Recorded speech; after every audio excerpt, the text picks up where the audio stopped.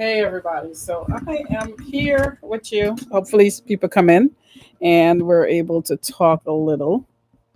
But if not, I'm good for just hanging out and talking until whenever it is that people are able to view this video. But I am here because I want to keep talking about this move and I'm excited. All right, so I've got a lot of overhead noise. Yeah, these helicopter. What it is that there is a training school like right next to where I live, not too far away, and it's a flight school, I should say, and it's extremely busy, and so because I teach from home, I've been teaching on Zoom. It's been absolutely disrupting my life. Get so irritated by it, but I guess it's part of the living at the ocean side and choosing this particular area as well. So, anyways, I'm here to talk to you. So, I'm going live once again, my second live, and I am going live because, you know, I, over, I always have something to say. So, I'm done that. Thank you for joining me, or thank you for seeing my video whenever you do. And I am excited to be here to talk about my move. So, within the last week or so, I have been losing sleep, um, just kind of planning everything out. And also because of the fact that I have actually started on that project that I told you about, and I'll give you a little bit more details. In fact, that's what this live is about, to compare cost of living here in the United States versus living in Guyana, and to also look at getting your business started there versus here.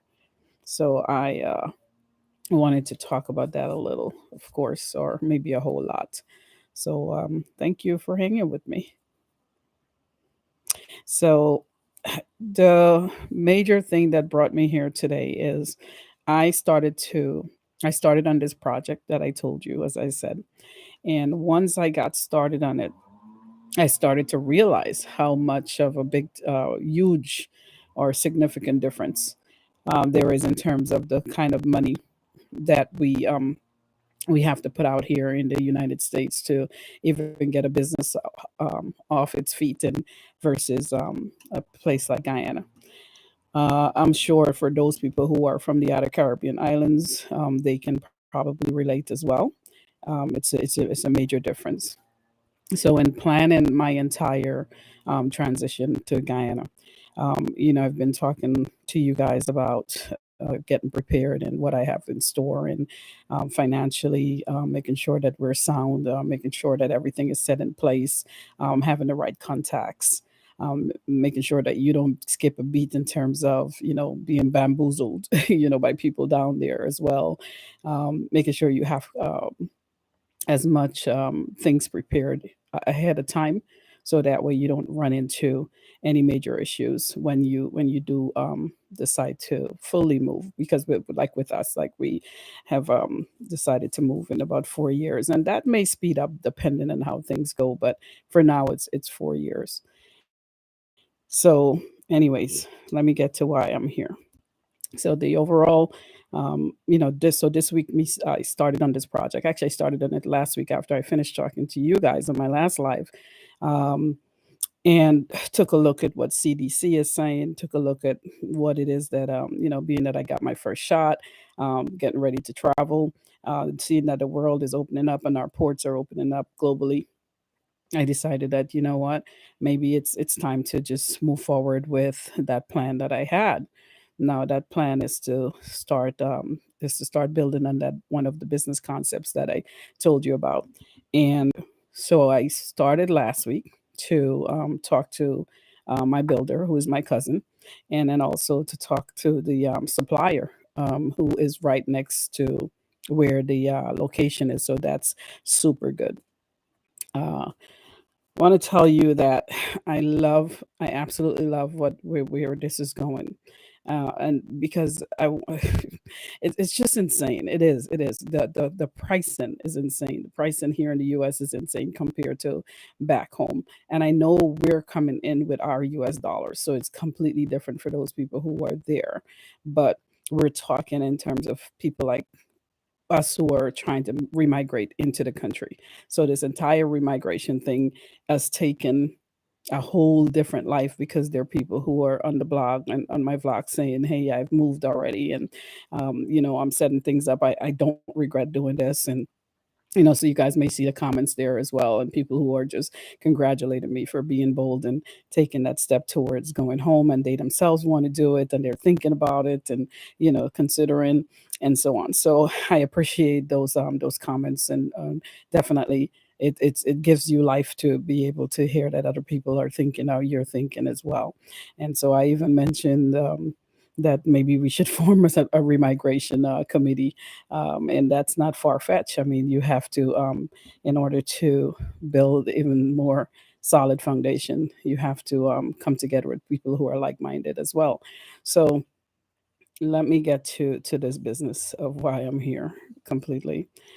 So after I started planning with my cousin last week, I got the first thing I did is I went ahead and got quotes. I am a woman of give me details. I want everything written. I don't want to hear, okay, well, this is this and this is that, or, yeah, yeah, we can do this and don't worry about it. That's not me. I grew up in the United States, so that tells you a couple of things. Transparency is absolutely important. Um, Having things in written form, documentation is absolutely important. Your word means nothing. Okay, you have to absolutely have people commit on paper because you can be sued. And also just a matter of managerial aspects, things have to be in detail. So what I have done is that's the first thing I did is I got them to detail exactly what I need in order to build the structure that I want. I told them what size it's going to be. It's not a very big size. It's 22 by 22 in terms of the actual facility. So it's not very huge. And then, and remember I said transparency. So I'm going to tell you guys what everything is because I don't want you to think, oh, well, okay, I don't know this, or she didn't say that, or she's not being fully open. So this is a 22 by 22, and for those of us who know our numbers, or who know your numbers, you should know that's not a very big facility. However, there's outside space, and the yard space is what I want to use up. Well, we call it yard in Guyana, but the outside space is what I want to utilize as well. So the facility of itself is nice. It's very handsome looking. It's absolutely Miami kind of flavor that comes with it. And then there's the outside part that I'm totally going Miami with.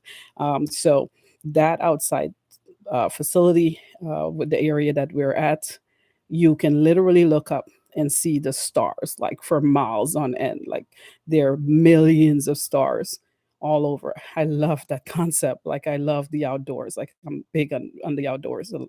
Even here in the United States, I'm just an outdoors type of girl.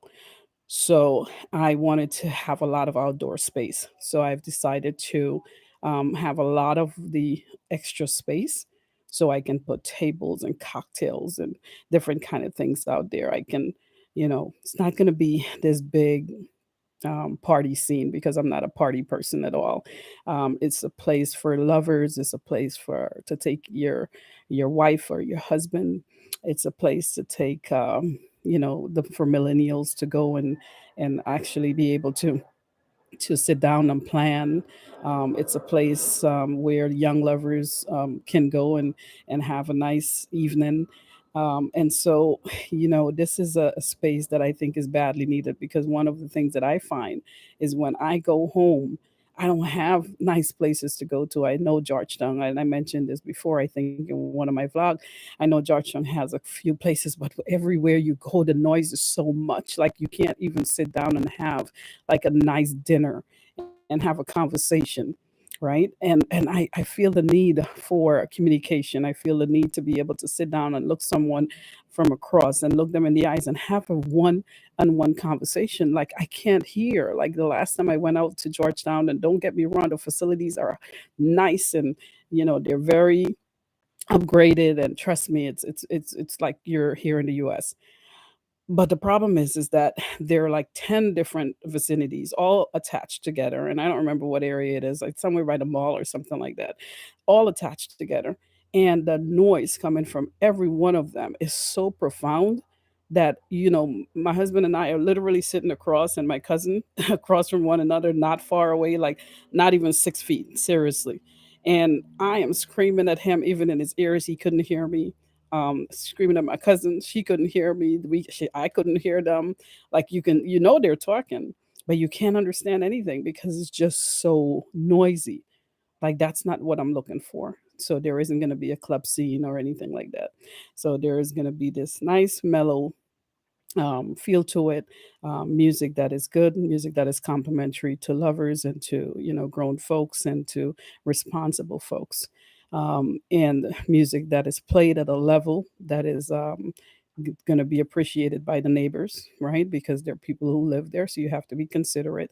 And so there is that nice feel under the sky. And then I want to play movies on certain nights. I want to do certain things that are very much what we do here in the United States. So, I play movies on the big screen outside, projecting it and so on. So there's going to be certain things, and then just a whole bunch of other activities that I have planned for different nights, and the themes will be different, very different. Um, anyway, so let's get to this this whole process of purchasing this land. So purchase the land wasn't that much money. So the land actually, I purchased it from someone, and it came up to about maybe I don't know if it reached like 1,500 US dollars. It's not a huge land, but it's a significant size. What is it, a 50 by 100, 50 by 100, right? And so I purchased that for about $1,400, and I did that about 2 years ago. So I had to start building on the land, because obviously if you don't build on it, then people can go and do whatever they want. Um, Give me 1 second.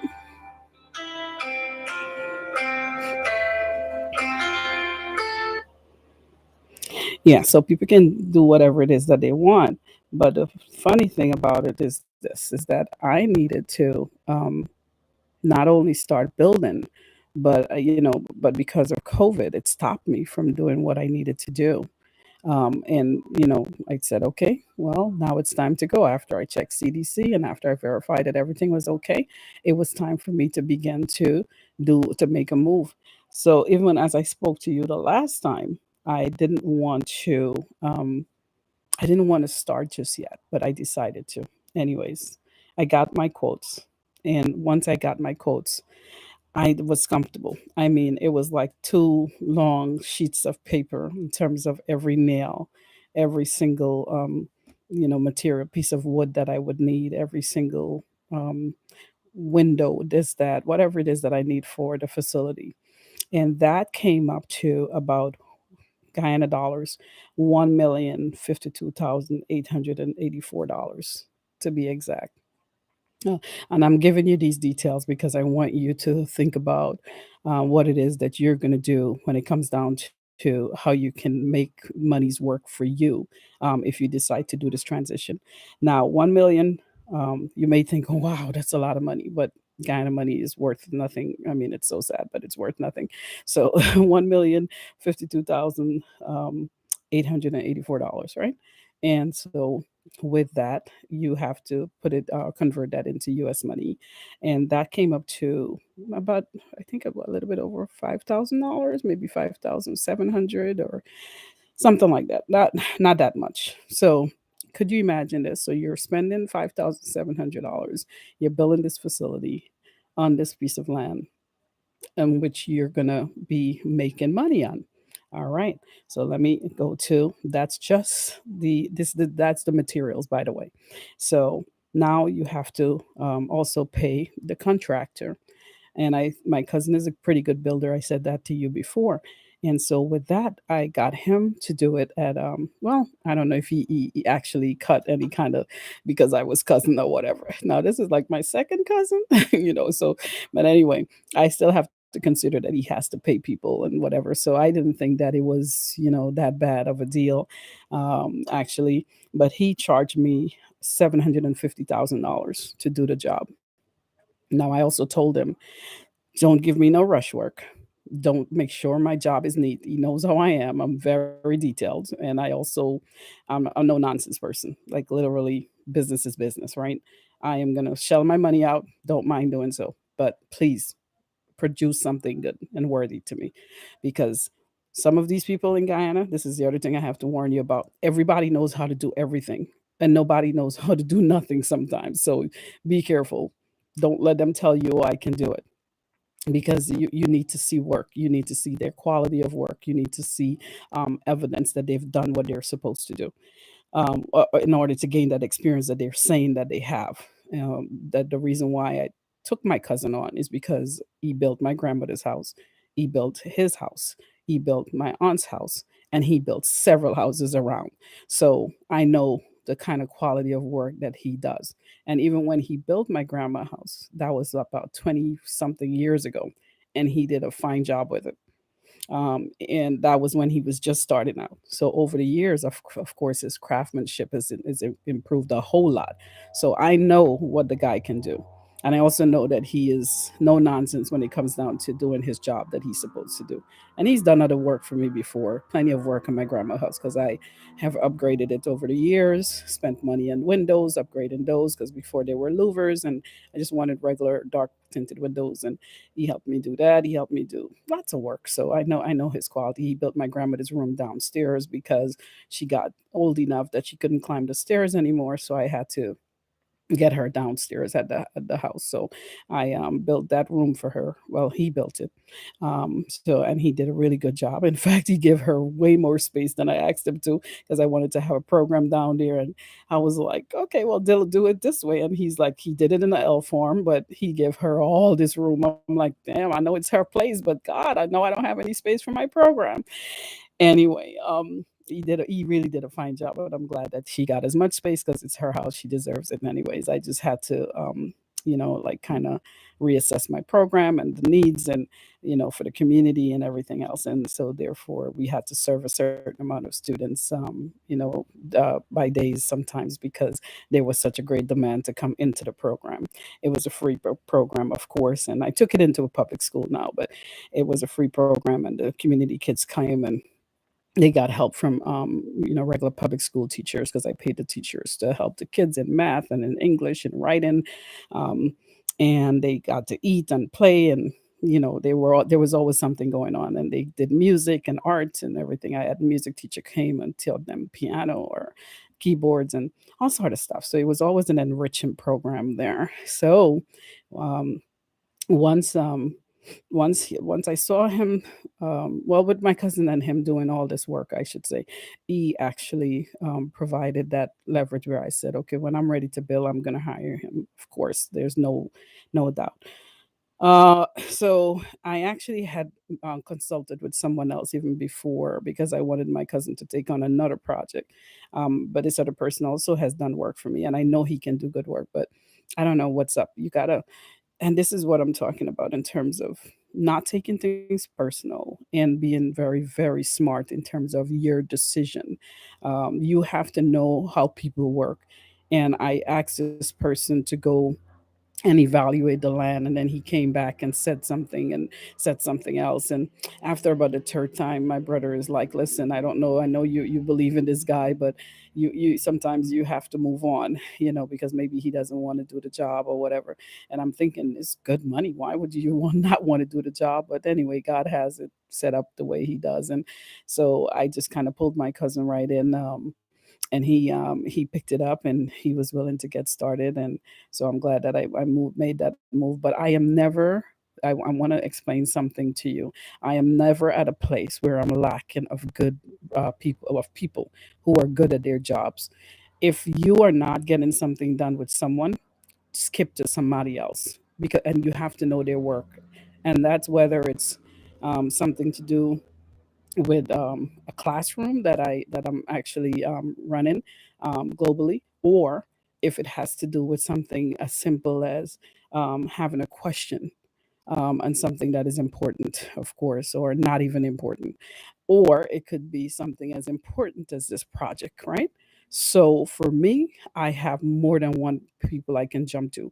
I don't play when it comes down to having the kind of resources available, human resources available for me, because these people are absolutely important to have around, because if something doesn't go right with someone, then you can go to somebody else. And I don't form enemies along the way. uh I'm cut and dry. I'm like, okay, well, this is the issue. I call them up, I say, listen, I thank you very much, I appreciate your feedback. Very matter of fact, I appreciate your feedback, and it just seems like right now I'm going to go to another contractor because this isn't working out. Or I'm diplomatic, but not rude.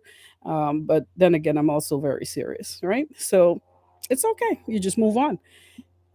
Never be afraid to move on if something isn't working. Never, because then these people are friends and their family, but at the same time, it's your money.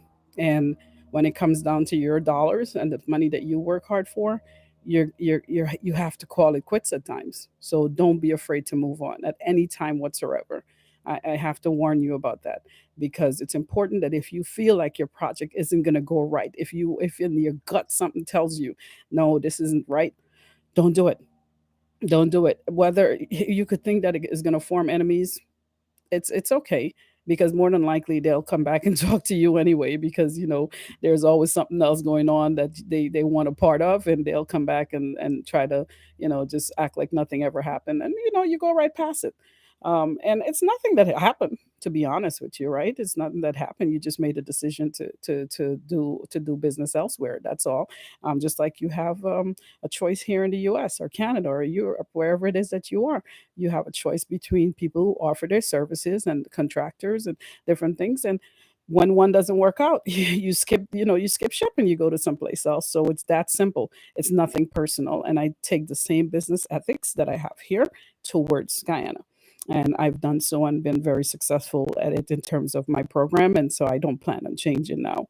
So um, this this particular thing with my cousin, $750,000, that comes up to about 3,000, or the contract with him, that comes up to about 3,000, 3,000 and maybe 500 US dollars, around there.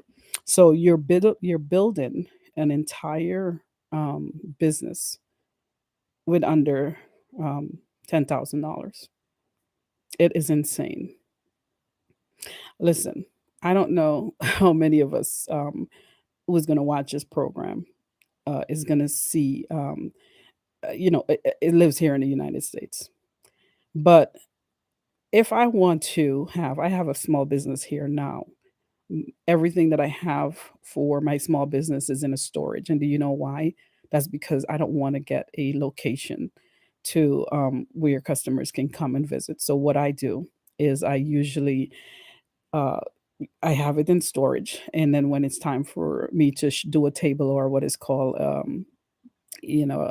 showcase a table, or a tablescape. It's in the core term, it's tablescape. When it's time for me to do a tablescape, I go and I get if it's not at home. So sometimes I have things at home as well. So if it's not at home, I go to the storage, I bring it home, and I do my tablescape. I shoot the video, and I send it to the customer. And then after that, we meet up at a location, we talk, and we analyze what it is that they want. And I have a very detailed plan for my customer. I personalize it very much so. And then, because I do weddings, I do birthdays, I do bar mitzvah, um, I do, everything, baby showers, all that stuff. Um, so that's my side gig that I told you about, and I told you that I do decor. So with that, what I've noticed is that it keeps the cost down, of course. So $70 a month think plus taxes, or maybe it's just 70, 60 something plus taxes. It comes up to $70.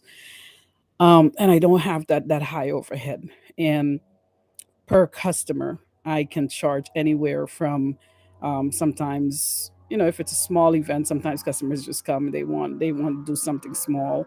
They have about 20 people. I could charge $450 for those 20 people, which isn't much, especially here in the US. It's not that much money. Well, for some people it is. I shouldn't say that.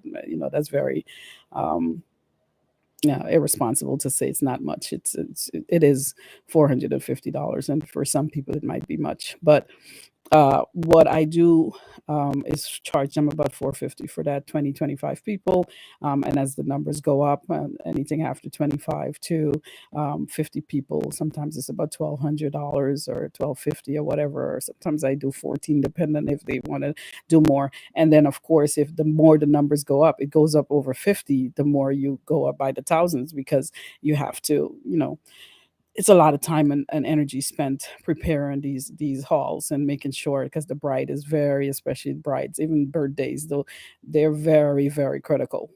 People don't want you, just about any kind of design. They want certain things, and you have to make it happen. And you have to produce spaces that they will enjoy, right? And it's only fair because they're paying their money. So I said all that to say that this whole thing with me keeping this business in, basically in a storage, it's done purposefully. Because if I were to bring it outside and have a storefront, do you know what that would cost me? I would pay at least $1,600, $1,700 a month for that storefront.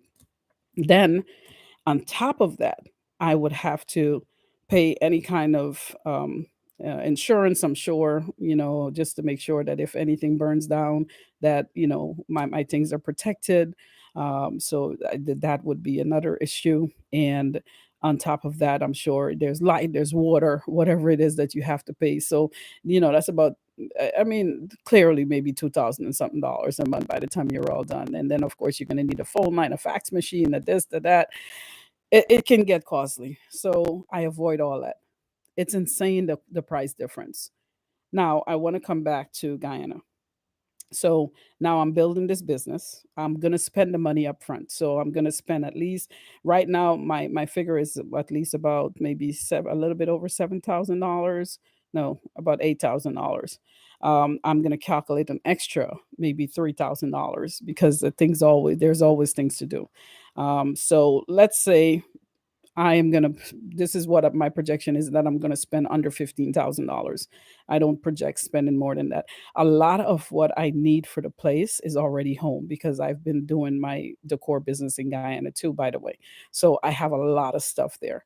When I look at the things that I need for the bar, in terms of just the lighting for the bar, certain kind of things that I would need to make it look the elegance that it needs. Not only that, whatever. I'm not a big drinker, but the bar has those little things to pump the liquor and all that stuff, and the things that drops down from the ceiling, that allows you to have the liquor, and even the ones that put on the counter, all those things. So I've already priced everything. So I'm gonna send those things down, and I want to send it ASAP. So, with all that put in place, I'm gonna spend at least, like I said, about $5,000 to get this off and running, and to make sure that it continues to build. Now, let me also compare something else. $15,000. The other thing that I was going to tell you, if I spend $1,600 a month, let's say $1,600 here in the U.S. for a storefront, I would have spent at least $20,000 by the time the year ends, right? Now I'm spending under $15,000 in one shot. This is just a one time thing. This is not yearly, this is one time. And then the most I'm going to pay, from what I analyzed, my grandmother had not paid her taxes in her house for about maybe 5 years. I swear, I don't know what was wrong with the lady, and she never told me. It was, I guess, when I went home. I think it was my brother that said, "Listen, the people came or sent a letter or something saying she needs to pay taxes." So I'm like, "Why hasn't she paid the taxes on the house?" So she said they could go dig up my grandpa and let him pay it. I don't know. This lady's crazy sometimes. Anyway, so I decided I'm gonna I'm gonna pay it. So I sent for the amount, and in that 5 years, I think I spent about a little bit over 100 US to cover all those years. Could you believe that? All those years, and I spent a little bit over 100 US. Impossible. Impossible. And impossibly good for the person who's taking their money home to Guyana and to make it work for them in retirement. Remember what I said. I want to eat steak. I want to eat fish. I want to eat, like, you know, all my fancy foods.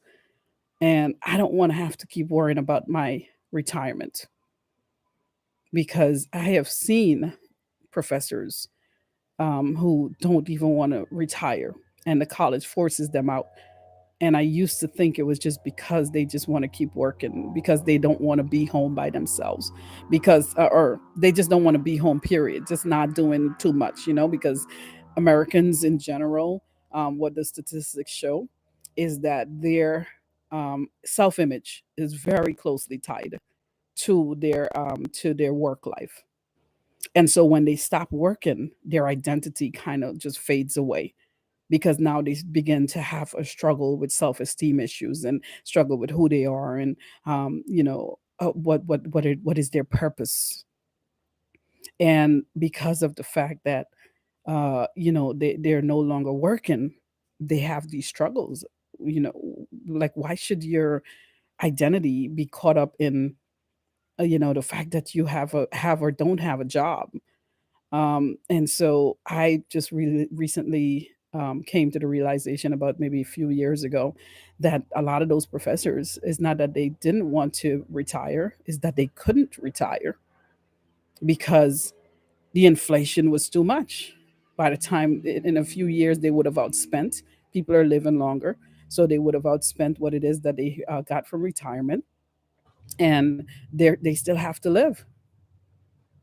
And so, with gas going up, with food going up, with all these things happening, right? You have to take accountability for all those things. So why am I here in this country anymore anyways? I can't afford to live here. Even on my salary, I can't afford to live here. And I said to this before, that we are not looking at people who aren't making no kind of money. I make good money. My husband makes decent money. I make decent money. And here I am, just, like, baffled as to why it is that I can't just, like, I feel like I'm just drowning sometimes. Every time you turn around, there's a bill. Every time you turn around, you can't breathe. Every time you turn around, there's some crap happening all over again. Something with a car, this, that. I just got that. You see me ignoring that phone call? That's my son from college. Okay, he's calling. I just spoke to him Saturday. Now, why is he calling again? Okay, you know why he's calling. There's something going on. So there's going to be money that he needs for something or another, because that's usually when he calls. So my thing is that I'm just fed up of this BS, okay, so to speak. Excuse my language, but I am kind of tired of it, and I don't want to be in it any longer. Not long term. So I am here just talking about this and just trying to show you what it is. And last week I spoke to you about, just the cost of living, that a very good friend of mine, or someone who used to help me out with my program, the technological aspect of it, he used to do all my computers and everything. So when he spoke to me about what is cost to just live in Guyana, and we know that that came up to, between rent. I calculated rent. I calculated food with him. He didn't calculate rent, but I calculated the rent into it, which is probably about 250 a month. I already sized off a place that I want to stay at outside of my grandmother's, and I do know that it's about 250 a month US. He talked about water. He talks about light, and having a phone, and of course eating. And that came up to, like, really not a lot of money. I think it was under like 400 that he calculated, and I included another 250 or something like that. You can go back and see the exact details. I don't remember exactly, but whatever it is and I said even if I went in with $1,000 a month, I would still be living and still be able to have money put away. So my goal is to make money, is to live a decent life, just like I live here in the United States. You know that I told you guys that I we downsized after our last son left, and so if we downsized and we're living below what we were doing all these years, and I'm still feeling stress financially, something wrong with that picture. And I don't think I'm over here buying, Gucci bags or anything like that. I don't even have a Gucci bag. I have bags, but I buy them from Ross and they're name brands, but I paid like $50 for those bags. They're not like, you know, these expensive things that people buy. I don't like spending a lot of money on stuff. I like deals. I go to the sales rock. I do what it takes. So don't tell me that I'm just hallucinating here. There is something wrong with this picture, and I should be able to live a decent life on the salary that I make. And I feel like as though I'm struggling all the time. There is something wrong with that picture. And when I say struggling, I don't mean that okay, I don't have money and I don't eat. No, that's not what I'm talking about. I'm talking about the fact that I want to do extra stuff and I just can't seem to get it done. Why? If I want to eat salmon, I should eat it. If I want to eat shrimp, I should be able to eat it. I shouldn't be saying, oh, well, if I buy salmon, then that means that's like $50 I'm buying the salmon for. And so, therefore, that's $50 I can take and send to my college kid. Like, literally, there's something wrong with this picture, guys. And just doing the numbers, just crunching the numbers, it tells you that there's a disparity. And of course we know we have to consider that Guyana's cost of living is lower because people don't you have to consider in terms of the GDP and all that kind of stuff. But um it's I think for the person going in, and it's not to say that you're inconsiderate, but you're not really thinking in terms of Guyana dollars cents because you're coming in with your European dollar, or you euro, or you're coming in with US dollars or whatever it is, right? So for that matter, all this is what you're thinking of. And the fact that I am coming in with that money makes me puts me in a unique position to make good decisions about how it is that I want to live and to make that money work for me more over there than it does over here. Um, because it's just impossible to do it here. It is. You're paying everything. Yes, you're getting by. Yes, things are. Your life is not bad. Don't get me wrong. I don't have a bad life. I don't mean to sound selfish, but it's just that I want more out of the money that I make every month. Or every 2 weeks, biweekly. I want more from it, and I know I can get more in Guyana. And of course, I mentioned to you that I'll still be working, teaching from over there. And then I want to create this block space or this vlog space where I'm talking to other teachers across the world that are teaching from different places and going into the classroom wherever they are. And they might not necessarily be in the same country as in the where they teach and so on. So I'm sure there's a whole space out there for it and probably platforms that I haven't explored yet. But that's it. So pretty much I appreciate you guys coming and I don't have a lot of listeners on the live, but I have like one person today, but I do notice people tune in after the last live that I did and actually gain traction and between last week and this week over I think 1,000 views. So goes to show that just keep talking and people will eventually listen as long as you have something important to say or something that affects them or something they think that they can learn from. They'll come in and listen. So thank you for my one listener today, and I appreciate you hanging with me and hearing my rant. And hopefully you can comment and tell me what you thought about some of the numbers that I threw out there and if it make any sense to you. And, will you, I don't know if you are a person thinking about moving or if you are, you're I don't know what your position is. Let me put it that way. Or you're just listening in just to listen, just to get some insights. But either way, um, let me shoot me a comment when this is over so that way I can see what your thoughts are. And I know people will comment later, so I'll come back to read. Thank you very much, and I appreciate you all. And continue to follow my live. The structure has started building, like I said, and so I'll be able to update you as I go on. Once I start getting pictures and so on and videos, I'll be able to plug it in. All right, bye bye.